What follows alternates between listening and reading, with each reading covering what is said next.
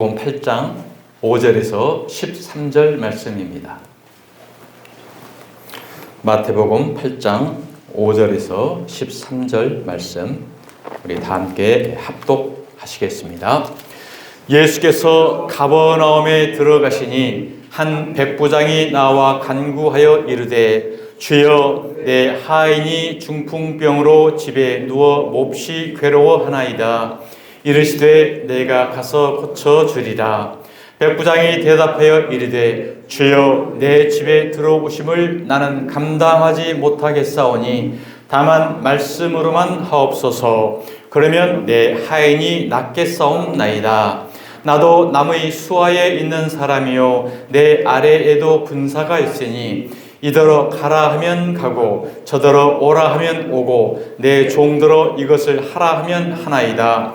예수께서 들으시고 놀랍게 여겨 따르는 자들에게 이르시되 내가 진실로 너희에게 이르노니 이스라엘 중 아무에게서도 이만한 믿음을 보지 못하였노라.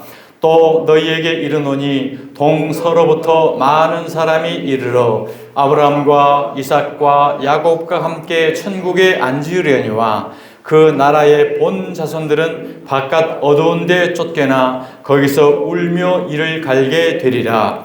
예수께서 백부장에게 이르시되 가라 내 믿음대로 될지어다 하시니 그 즉시 하인이 나으니라. 아멘. 할렐루야. 반갑습니다. 주품의 교회에 나오신 여러분을 주님의 이름으로 사랑하고 축복합니다. 우리 모두 알곡으로 추수되어 주가 베풀 천국 잔치에 다 참여하여 영생 복락의 축복이 임하시기를 주님의 이름으로 축원드립니다. 예수님께서 산상 설교를 마치시고 산에서 내려오실 때 수많은 무리가 따랐습니다. 그중 한 나병 환자가 주님 앞에 나와 깨끗함을 받기를 원하셨죠. 그때 예수님께서 나병 환자에게 손을 내밀어 대시고 깨끗함을 받으라 라고 말씀을 하십니다. 이 나병 환자에게 손을 대셔서 깨끗하게 하셨던 이 사건이 예수님의 구속사, 십자가의 사건을 의미합니다. 나병 환자는 온 인류의 실존을 의미합니다. 모든 사람이 죄인임을 우리에게 말씀하고 있는 거죠. 자, 나병 환자는 인류의 모든 죄인의 영적 상태를 나병 환자라는 질병을 통해서 우리에게 우리의 실체를 가시적으로 예수님께서 보여준 것입니다. 나병 환자는 반드시 제사장에게 가서 진찰을 받아야 합니다. 제사장이 이렇게 진찰을 해보고 나병 환자의 정한 자다, 부정한 자다 이렇게 진찰을 할 수 있는 거죠. 제사장은 나병 환자를 진찰만 합니다. 치료는 할 수가 없죠. 그 치료는 바로 예수님께서 하시는 것입니다. 제사장이 나병 환자를 진찰만 하고 이렇게 진찰을 할 수 있다는 것은 율법을 통해서 우리의 죄를 정죄를 한다라는 것을 의미하는 거고, 예수님께서 치료하신다는 것은 예수님께서 속죄를 이룬다라는 거죠. 그래서 그 정죄의 기능과 속죄의 기능이 십자가에서 다 이루어진 것입니다. 모든 율법의 정죄를 받아서 예수님께서 십자가에 올라서 죽으신 것이 바로 율법의 정죄를 통해서 율법을 폐하시고 속죄를 이루심으로 하나님의 백성들을 거룩한 존재, 깨끗한 하나님의 천국 백성으로 만드신 사건입니다. 자, 그러면은 제사장이 나병을 진찰을 할 때 어떻게 진찰을 할 것인가? 나병에는 두 가지가 있습니다. 깨끗한 나병과 부정한 나병, 정한 나병과 부정한 나병이 있다는 사실이죠. 자, 레위기서 13장 12절을 보겠습니다. 제사장이 보기에 나병이 그 피부에 크게 발생하였으되 그 환자의 머리부터 발끝까지 퍼졌으면 그가 제사장이 진찰할 것이요 나병이 과연 그의 전신에 퍼졌으면 그 환자를 정하다 할지니. 머리끝에서 발끝까지 하얗게 온 나병이 다 퍼졌어요. 그러면 우리가 생각했을 때는 부정한 자잖아요. 그런데 제사장은 하나님은 정하다 할지니 그래요. 자, 다 휘어진 자인즉 정하거니와, 다 휘어진 자가 완전하게 나병에 다 걸린 사람입니다.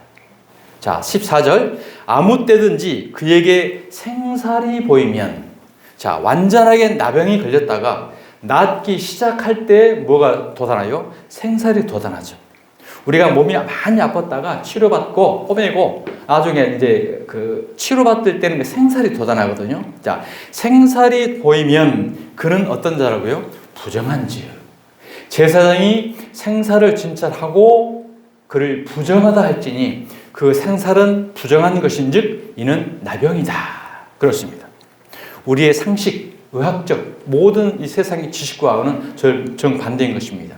나병에 걸렸다가 이제 진찰을 잘 받고 치료가 되기 시작하면 생살이 나잖아요. 그런데 성경에는 이는 부정한 자다. 나병이 부정한 자다. 생살이 나서 부정한 자였다가 다시 머리끝부터 발까지 완전하게 하얗게 다 나병에 걸리면 그는 정한 자야. 정한 자야.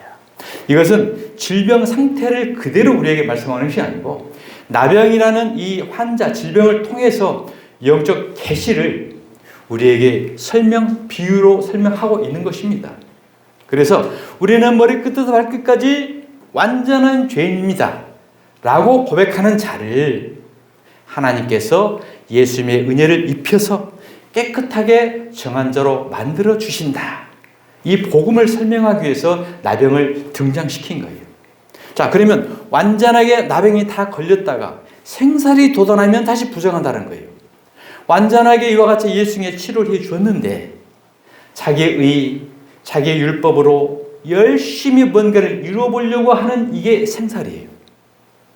이 생살이 돋아나면 어떻게 된다고요? 다시 부정한 자라는 거예요. 우리는 예수 믿고 하나님의 백성이 되기 때문에 이제는 우리가 열심히 충성 다해서 율법도 지키고 복음도 지키고 제자 훈련 받아서 예수님처럼 되고 뭔가 앞장서서 우리의 몸과 물질 모든 것을 다 바쳐서 해야 된다라고 열심히 우리는 고행도 하고 금식도 하고 열심히 행합니다. 그게 바로 생살이에요. 생살. 자, 모든 이게 율법의 산물이거든요. 근데 우리의 생각에는 또 그렇게 해야 될 것 같잖아요. 하나님 보니까 고맙고 감사하니까. 그런데 율법으로 의를 이룰 수 있다고 한다는 것은 바로 그리스도의 십자가를 헛되게 하는 거라고 해요. 갈라디아서 2장 21절에. 오직 예수 그리스도의 은혜만 우리는 끝까지 엎드려서 저는 나병입니다. 머리끝에서 발끝까지 죄인입니다. 하나님의 은혜가 아니면 나는 생살이 돋아날 수밖에 없는 끊임없는 죄인의 속성을 가지고 있습니다. 늘 우리는 이것을 고백하면서 주님 앞에 가는 그때까지 우리가 신앙생활을 해 가야 하는 것입니다. 오늘 이 시대에 프로그램을 개발하고요, 제자 훈련하고요, 뭐 시스템을 교회에서 발견하고 전부 해가지고 거의 예수화를 만들어가요. 이게 바로 생살이라니까요. 우리는 하나님이 될 수 없어요. 우리는 예수가 될 수 없어요. 마귀가 하와에게 뭐라고 유혹을 합니까? 너도 이것을 딱 먹어. 그러면 너도 하나님처럼 될 수 있어. 하나님처럼 될 수 있다라는 이 미혹이 죄인의 속성입니다. 우리는 뭔가 의를 이룰 수 있을 것 같은. 이게 성경은 파라독스, 역설이에요, 역설. 오히려 이것을 부정한 자라고 해요. 생살에 도달한 자. 오늘 이 시대에도 오늘도 많은 추수감사 제사를 지내고 있습니다. 많은 과외들을 앞에다 제사상 차리듯이 차려놓고 열심히 뭔가 행위를 해서 하나님과 의를 드러내려는 이런 모습이 있습니다. 성경 어디에도요 추수감사절이라는 명칭 단어조차 없습니다. 이것은 우리가 추석 조상 귀신에게 섬기던 그 제사상 똑같이 명목을 바꿔서 지금 하고 있는 거예요. 추수감사절이요 미국 전통 제사 방법이에요. 땡스기빙데이. 그들의 조상들이 우리 민족을 이루면서 고생해서 목숨 걸고 와서 우리나라를 만들었기 때문에 감사를 하나님께 드렸던 그것을 그대로 한국에서 행하고 있잖아요. 성경에 추수감사절과 비슷한 절기가 이제 맥추감사절이잖아요. 맥추감사절 우리가 요한복음에서 봤지 않습니까? 맥추감사절 주 내용이 무엇이었어요? 빛을 밝히고 물을 떠다가 성전에 붓는 행위였지 않습니까? 이 빛이 이 물이 바로 예수 그리스도였던 겁니다. 그러니까 구약의 모든 율법, 구약의 모든 절기는 전체 예수 그리스도로 결론이 나야 되는 거예요. 예수도 믿고 복음도 믿고 십자가도 믿고 구약의 율법도 다 지키자.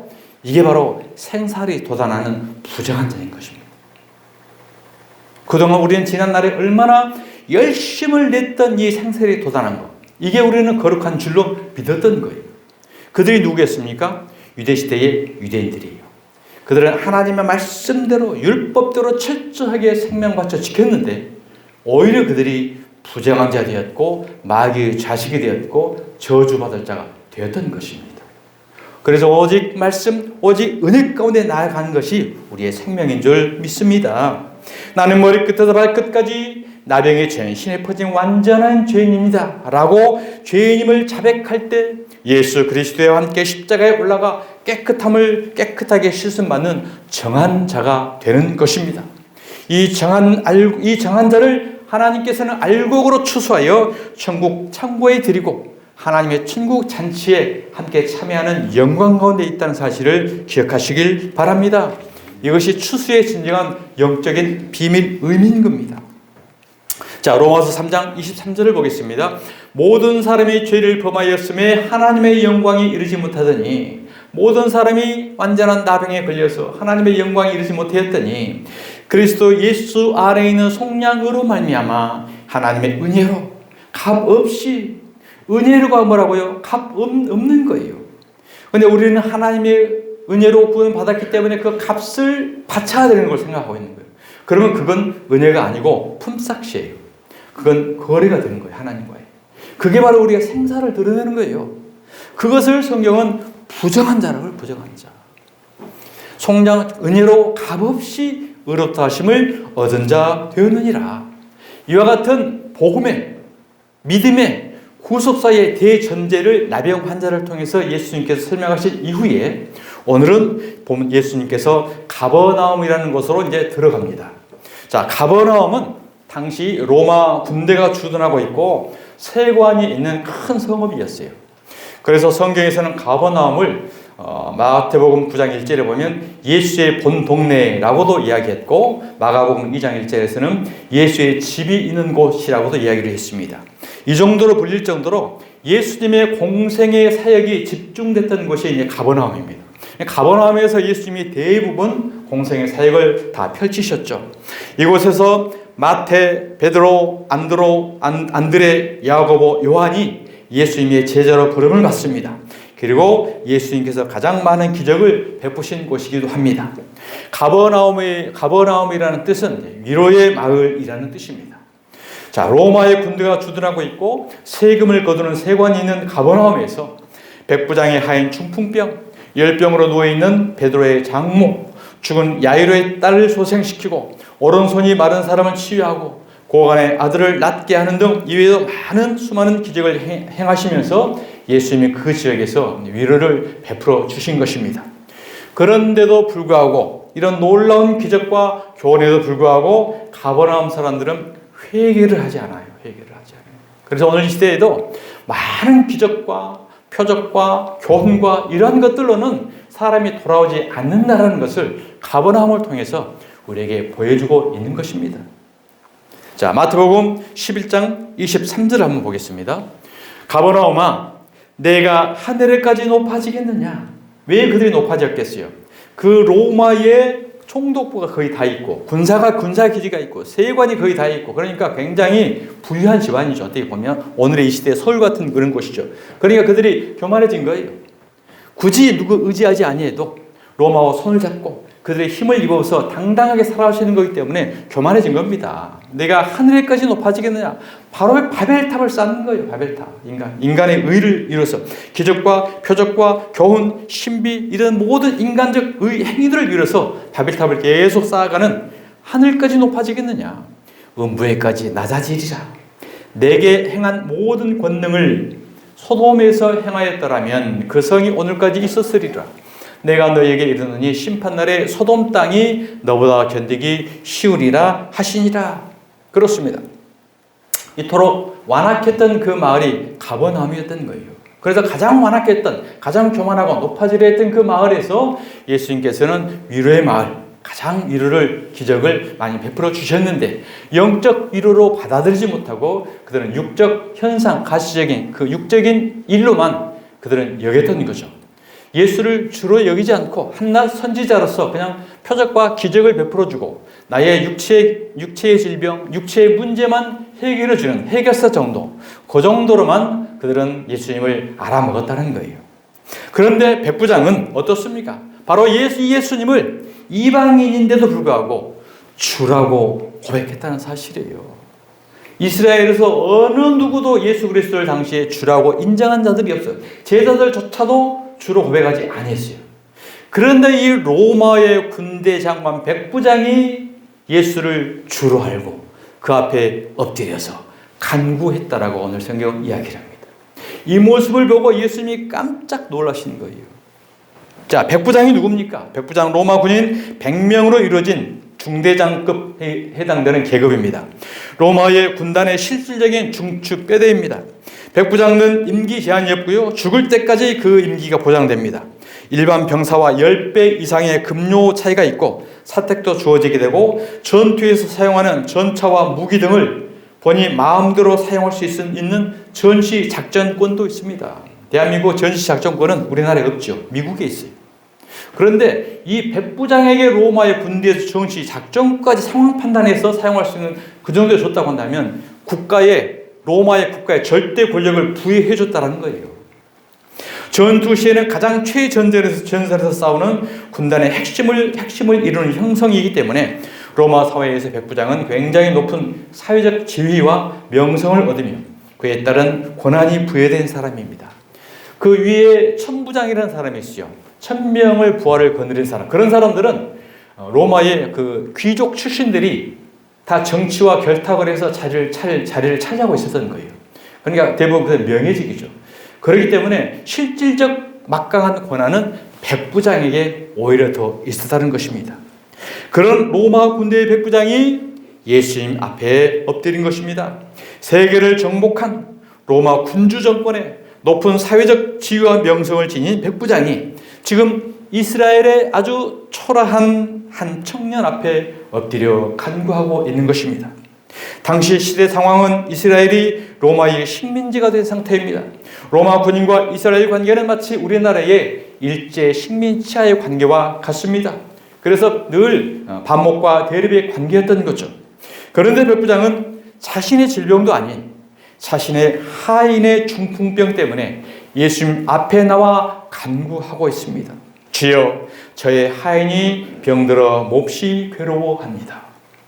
당시 로마에서는 황제가 군림하는 제국주의 사회였기 때문에 그 황제를 신으로 숭배를 해야 됩니다. 그리고 그 황제를 신으로 숭배하지 않으면요, 법적으로 사형에 처해질 수 있는 그런 막강한 엄청난 사회였었어요. 그런데 유대인들은 예수님을 주라고 부르지 않지만 이 로마 군대 백부장은 예수님을 주라고 부른 것입니다. 로마 군인이 로마의 황제가 아닌 다른 사람을 주라고 부르고 있습니다. 그가 주라고 부르고 있는 청년은 로마의 속국 사람입니다. 그가 예수님을 그렇게 주라고 부르는 것을 주위의 사람들이 다 현재 보고 있습니다. 이 사실이 백부장의 동료들과 상관에게 들어가면 그에게 어떤 영향이 미치겠습니까? 당장 군사재판에 회부될 것입니다. 그 본인뿐만이 아니라 그 가족들까지도 위협을 받을 수 있는 실질적 그 현실이었던 거예요. 그럼에도 불구하고 백부장이 예수님을 주라고 부르는 것은 무엇이겠습니까? 바로 주님을 향한 목숨 건 뜨거운 믿음과 사랑이 그에게 있었던 것입니다. 양이 목자의 음성을 들은 것입니다. 이 모습을 예수님께서 보시고 그의 간구대로 내가 가서 고쳐주겠다라고 말씀합니다. 그런데 백부장의 말씀을 들어보십시오. 이 백부장은 주여, 내 집에 들어오심을 나는 감당하지 못하겠습니다 라고 말합니다. 이 말은 자신의 실체, 자신의 신분, 자신이 얼마나 추악한 죄인인가를 솔직하게 인정을 하고 고백하는 믿음의 고백을 의미하는 것입니다. 하나님, 나는 머리끝에서 발끝까지 온전한 데가 상한 데가 없는 부정한 자, 영적 죄인입니다 라는 것을 고백하고 있는 거예요. 이 고백한 영적 나병이었기 때문에 머리끝에서 발끝까지 완전한 나병이라고 고백했기 때문에 예수님은 그 중풍병을 깨끗하게 고쳐주신 줄 믿습니다. 오늘 이 시대에 이 백부장의 이 신앙, 이 믿음이 저와 여러분에게 있기를 예수님께서 우리에게 말씀하고 있는 것입니다. 모든 사람이 예수님을 주인지 메시아인지를 알아보지 못한 그때에 백부장만 예수님이 메시아임을 알아봤던 것입니다. 그리고 위대한 믿음의 고백을 하죠. 주여, 다만 말씀으로만 하옵소서. 그 가버나움의 모든 사람들은 예수님의 표적과 기사와 이적 신비를 바라보고 추적했던 시대였어요.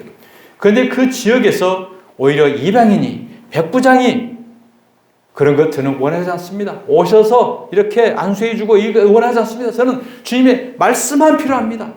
말씀만 하시면 내 하인이 낫게 된 줄 믿습니다라는 전무후무한 믿음의 고백을 한 거예요.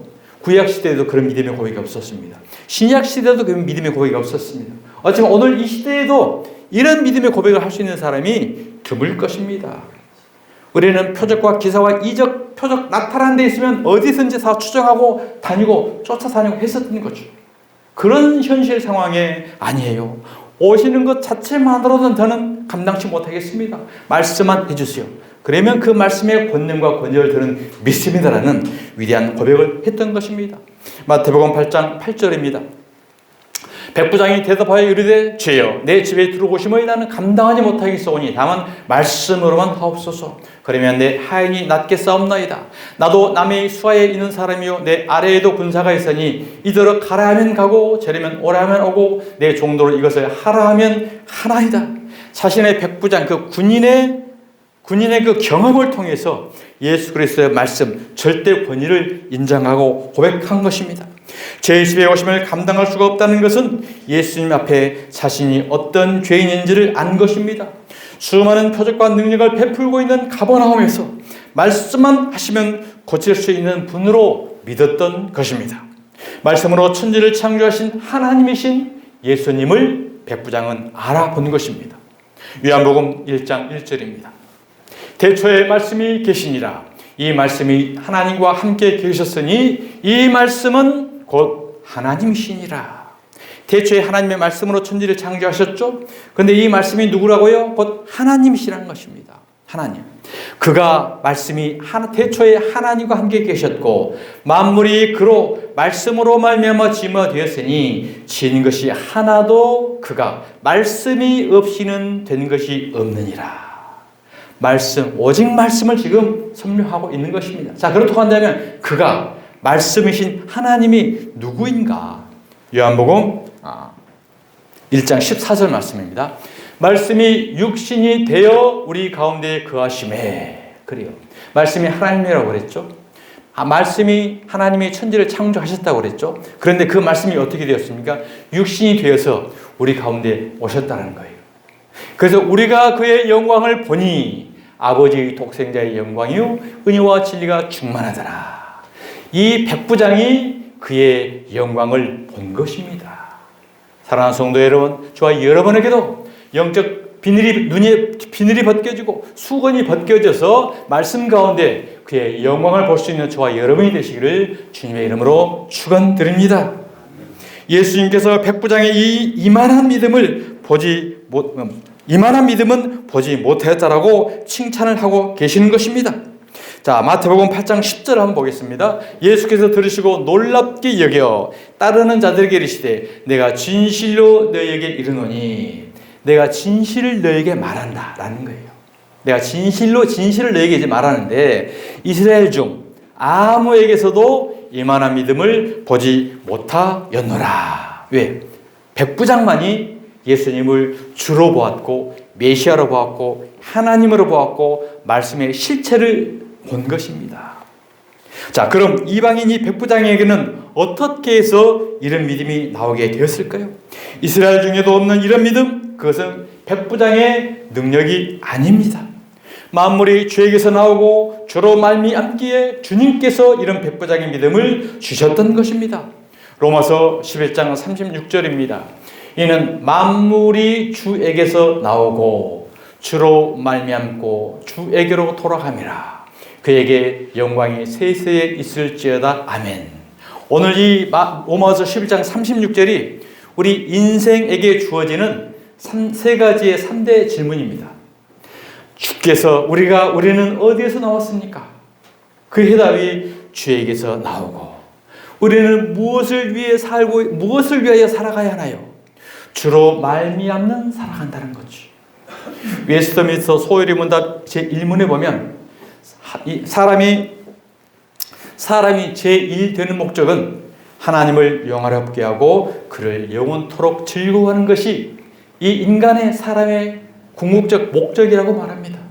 그래서 우리는 주에게서 나왔고 하나님을 영화롭게 하고 그분을 영원토록 즐거워하며 찬송하는 것이 주로 말미암는 우리 인생의 삶인 거예요. 자, 그리고 우리가 마지막 명제, 우리는 어디로 갈 것인가? 주에게로 돌아가매라. 한번 따라해 보고 싶습니다. 주에게서 나오고 주로 말미암고 주에게로 돌아가매라.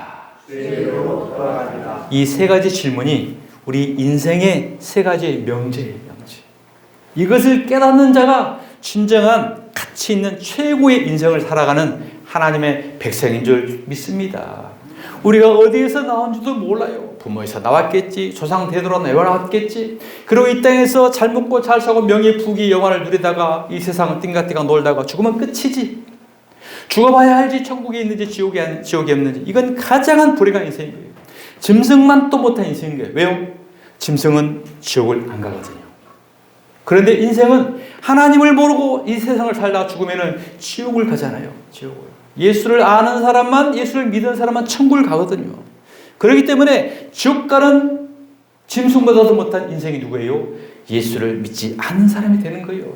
주께로 나오고 주로 말미암고 주께서 나오고 주로 말미암고 주께로 돌아간다는 이 3대 명제를 깨닫지 못하는 자는 가장 불행한 인생이라는 사실을 기억하시기 바랍니다. 그에게 영광이 세세에 있을지어다. 아멘. 그렇습니다. 이런 이방인 백부장의 믿음은 바로 하나님의 선물이었던 것입니다. 에베소서 2장 8절입니다. 너희는 그 은혜에 의하여 믿음으로 말미암아 구원을 받았으니 이것은 너희에게서 난 것이 아니요 하나님의 선물이라. 아멘.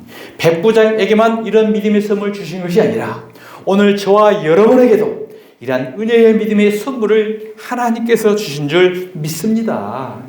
그 믿음의 은혜에 감사해서 하나님을 찬송하고 영원토록 그분을 즐거워하는 우리의 주로 말미암는 참된 믿음의 인생의 삶을 우리가 살아가게 되는 것입니다.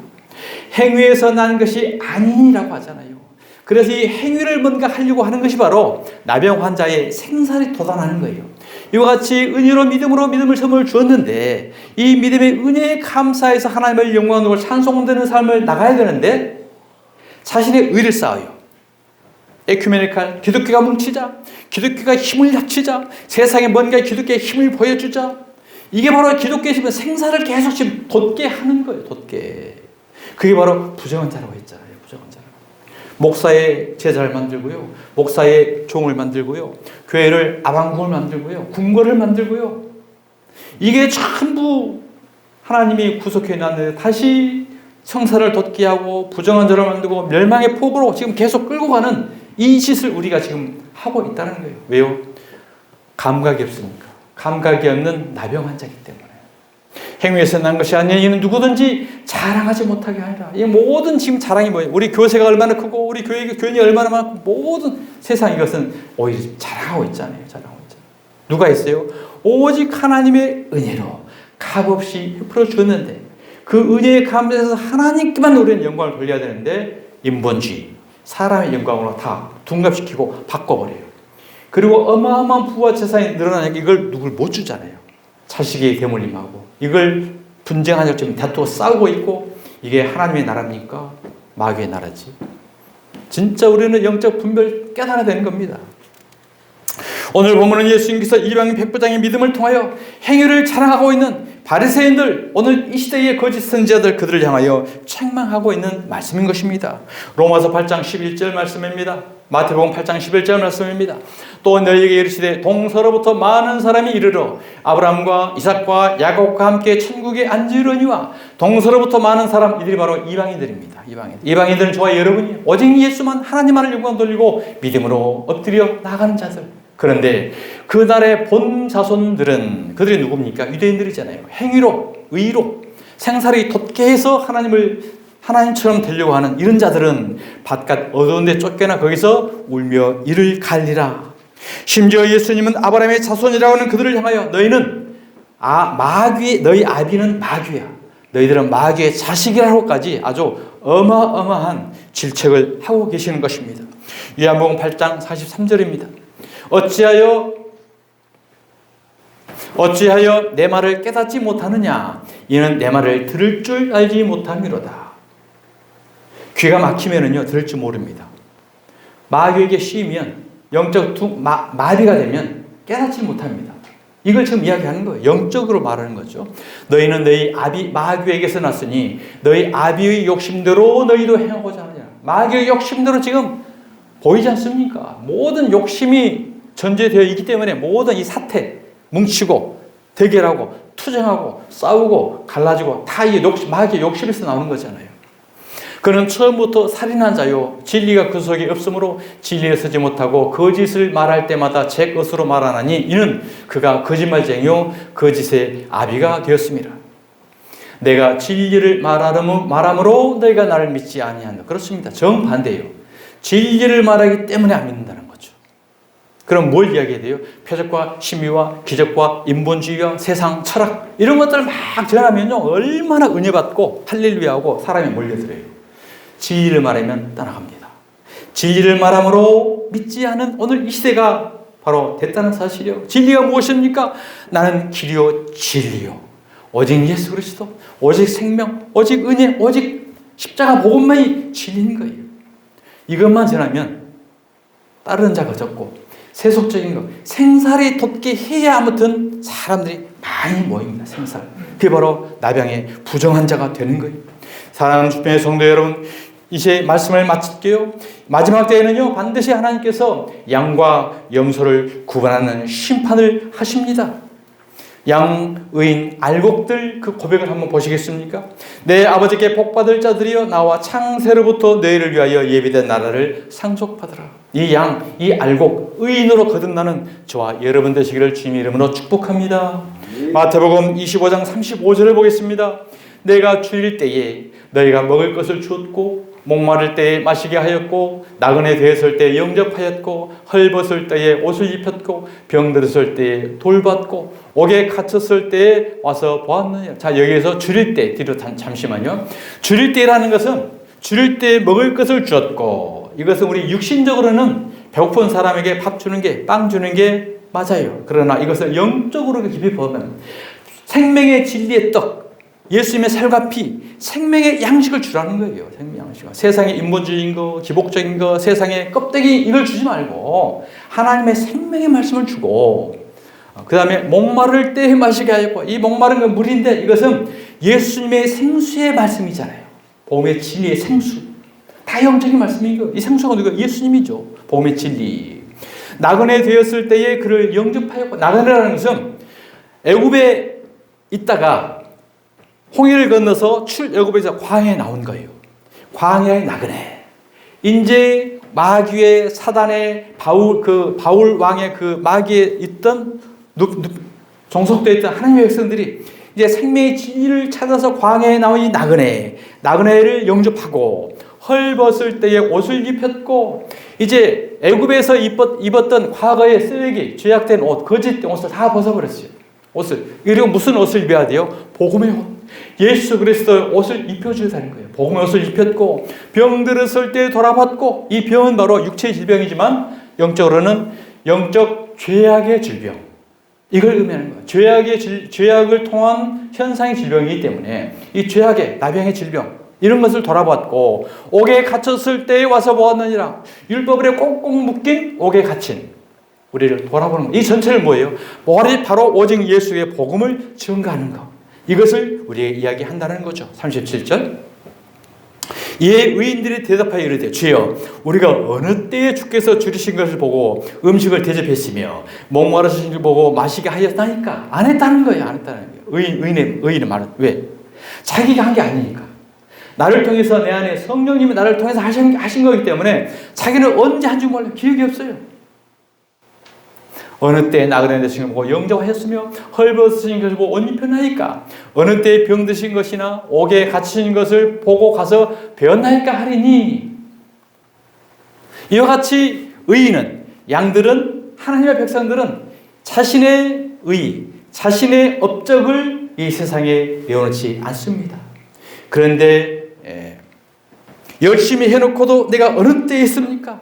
우리는 무익한 종이라 우리가 하여야 할 것을 할 것뿐이라고 고백하는 자들이 바로 알곡인 거고 양들인 거고 의인에 속한다는 거죠. 자, 염소, 가라지, 저주 받을 자, 그들에게는 예수님이 뭐라고 말씀합니까? 저주를 받은 자들아 나를 떠나 마귀와 그 사자들을 위한 영원히 예비된 불에 들어가라 라고 해요. 자, 그러면 그들의 고백 한번 들어보십시다. 마태복음 25장 44절. 그들도 대답하여 이르되 주여 우리가 어느 때에 주께서 줄이신 것이나 목마르신 것이나 나그네 되신 것이나 헐벗으신 것이나 병드신 것이나 옥에 갇히신 것을 보고 공양하지 아니하더이까. 우리가 열심히 했잖아요. 아프리카 가서 선교도 하고요. 쌀을 구제도 했고요. 밥퍼도 했고요. 얼마나 우리가 많이 했잖아요. 그들은 뭘 했다고요? 육신적인 것을 했다는 거예요. 육신적인 것을 일평생 동안 열심히 교회에서 했어요. 가난한 사람 도와주고 옷도 주고 구제 주고 좋은 일입니다. 사회적 봉사를 많이 했다는 거죠. 이게 가식, 껍데기, 생살 도는 일을 많이 했다는 거예요. 그런 예수님께서 그런 자들을 북구덩이 들어간다는 거예요. 예수님의 복음하고 관계없는 것을 하나님의 복음으로 둔갑시킨 것. 물론 복음에 관계없이 모든 사회, 모든 사람들은 마땅해야 될 일이에요. 그건. 그런데 그게 하나님의 복음이라고 하나님의 섬기는 걸로 바꿔버리는 것을 생살이 도단하고 하나님 앞에 저주받은 행위라고 한다는 사실이죠. 그러니까 우리 인간적으로 그냥 그 교회도 좋고 불교도 좋고 천주교도 좋고 어디도 다 좋고 세상의 복지 사회 열심히 다 잘하는 거 국가적인 차원에서는 다 좋은 행위잖아요. 그런데 기독교조차도 그것을 신앙으로 여기고 있다고 한다면 그것이 바로 우리는 저주받을 짓이고 성경은 바로 그것을 생살돋게 하는 짓이야. 부정한 자야. 강력하게 성경은 우리에게 말씀하고 있는 것입니다. 자, 오늘 본문이 누가복음 7장 1절에서 10절에는 같은 내용이에요. 같은 내용인데 같은 기자가 다른 기자가 같은 내용을 썼는데 거기는 백부장이 유대인들을 사랑해서 회당을 지어줬다라는 그 대목이 나옵니다. 그래서 유대인들이 예수님께 나와가지고 자, 이 백부장의 강구는 다 들어줘야 돼요. 왜 그러냐면 이 백부장이 우리를 사랑해서 교회를 지어줬거든요. 그러니까 백부장은 늘 예수님 앞에 나오는 것이 조건이에요. 이와 같은 행위의 조건들, 이와 같은 업적의 조건들을 계속 내세우면서 그들의 신앙을 내세운다는 거죠. 그런데 이 백부장은 오히려 그러한 것들을 전혀 언급하지 않습니다. 나는 예수님 앞에 서는 것조차도 예수님이 우리 집에 들어오는 것조차도 감당할 수 없으니 오직 말씀만 해주세요라는 바짝 엎드리는 겸손한 양의인의 자세를 우리에게 보여주고 있다는 것입니다. 말씀을 마치겠습니다. 오늘 본문의 백부장은 살아가는 하인의 중풍병으로 인하여 예수님을 만나 알곡으로 의인으로 큰 칭찬을 받는 행운을 얻게 됩니다.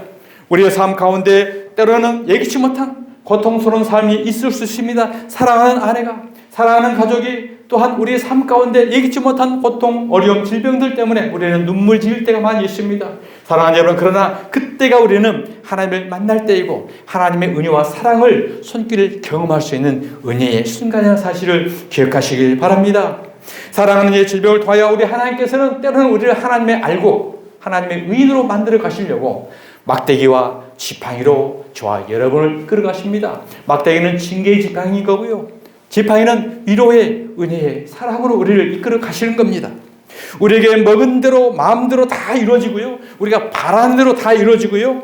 우리가 모든 기도하는 것마다 다 조건이 이루어진다고 한다면 그것은 우리에게 복이 아닙니다.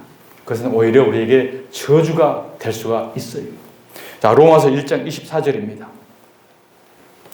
그러므로 하나님께서 그들을 마음이 정욕대로 더러움에 내버려 두사 그들의 몸을 서로 욕되게 하셨으니, 자, 로마서 1장 24절 전에 마태복음 7장 22절을 다시 한번 보겠습니다. 뒤로. 자, 가라지들의 고백인데 오늘 이 시대를 또 비유한 말씀이에요. 그날에 많은 사람이 나더러 심판 때 이야기하는 거예요. 주여 주여 우리가 죄의 이름으로 선지한 노릇하며 죄의 이름으로 귀신을 쫓아내며 죄의 이름으로 많은 권능을 행하지 아니하였나이까 하니. 이들이 뭐예요? 자신이 이 땅에서 목회한 사람들이 주의 종들이죠. 이들이 이와 같이 내가 많은 능력했잖아요. 권능 행했잖아요. 이들이 바로 자기의 업적을 계속 지금 드러내고 있는 거예요. 이것이 바로 생사를 많이 드러내고 있다는 거죠. 그때에 예수님께서 그들에게 밝히 말하되 내가 너희를 도무지 알지 못하니 불법을 행하는 자들아 내게서 떠나가라 하리라. 그렇습니다. 이들이 바로 이제 가라지들, 불구덩이에 갈 자들을 성경이 우리에게 계속 말씀하고 있다는 것입니다. 자, 로마서 1장 24절 다시 보겠습니다. 그러므로 하나님께서 그들을 마음의 정욕대로 더러움에 내버려 두사 그들의 몸을 서로 욕되게 하셨으니 이는 그들이 하나님의 진리를 거짓 것으로 바꾸어 피조물을 조물주보다 더 경배하고 섬김이라 주는 것 영원히 찬송할 이시로다. 그렇습니다. 하나님의 진리를 거짓 것으로 바꿨다. 자, 이 거짓 것이 무엇입니까? 바로 피조물을 조물주보다 더 경배하게 섬기는 것. 이게 한마디로 인본주의입니다. 인본주의. 신앙을, 진리를 인본주의 신앙으로 바꿔버리는 것이 피조물을 조물주보다 더 섬기고 있어요. 오늘 이 시대 모든 예배, 모든 말씀들이 대부분 인본주의 중심으로 가잖아요. 나를 위해서 오잖아요. 나를 위해서. 나의 모든 필요한 걸로, 우리 이 땅에 살아가는 존재의 쌓아가는 존재로, 바벨탑 쌓아가는 걸로 이용되고 있다는 사실이죠. 이것이 바로 거짓 것으로 바꾸는, 내버려 두는 그런 사건을 우리에게 말합니다. 하나님의 백성들은 고통을 통하여 영원히 죽을 수밖에 없는 죄인의 실체를 경험하고 그러한 경험 속에서 참된 회개, 십자가를 통하여 깨끗하게 되는 그런 은혜에 나오게 되는 것입니다. 따라서 그리스도인으로서 고통을 감지한 것이 복입니다. 복입니다. 고통을 감지하지 못하여 결국 목숨까지 잃어버린 병이 무엇입니까? 나병입니다. 바람이 불면 눈이 시려하는데 아무 감각이 없습니다. 서서히 실명을 합니다.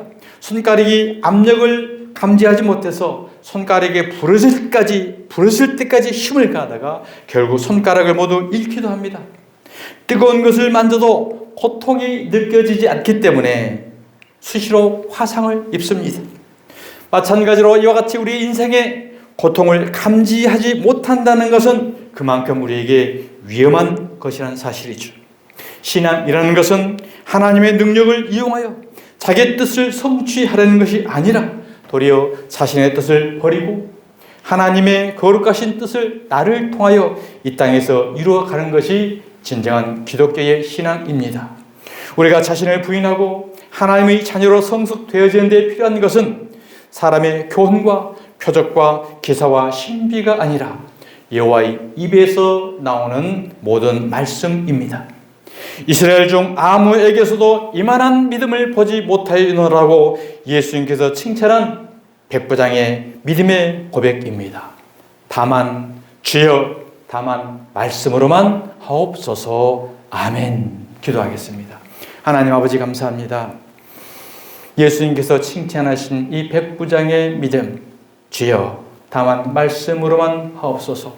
말씀의 권능, 말씀이신 하나님, 말씀이 육신이 되어 오신 예수님을 알아본 것처럼 우리의 영적 눈의 비늘을 벗겨주시옵시고 우리의 눈의 수건을 벗겨주옵시고 오직 하나님을 영원하게 하고 영원토록 그분을 찬송할 수 있는 천국 백성으로 살아가는 저희들 될 수 있도록 성령으로 붙들어 주시옵소서. 걸어가신 예수 그리스도의 이름으로 기도드리옵나이다.